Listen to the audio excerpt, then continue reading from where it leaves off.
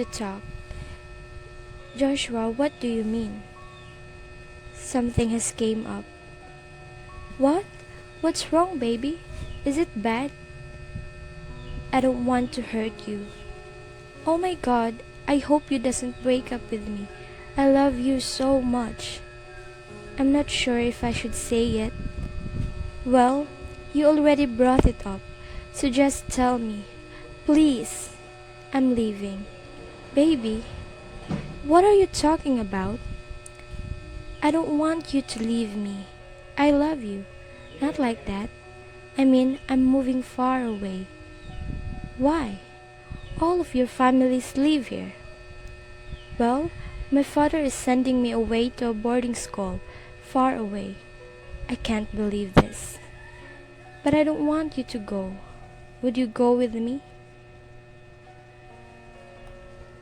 Baby, you know I would. I would do anything for you, but I can't. You don't know what would happen if I did that. My dad would kill me. I'm so sorry, baby. It's okay.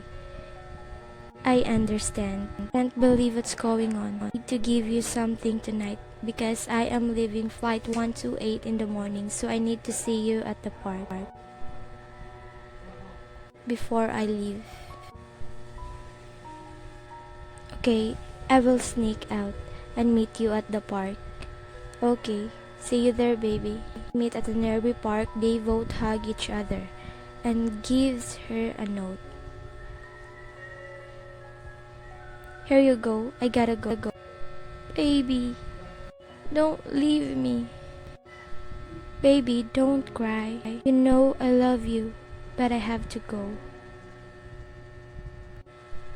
Okay, please take care. I love you so much.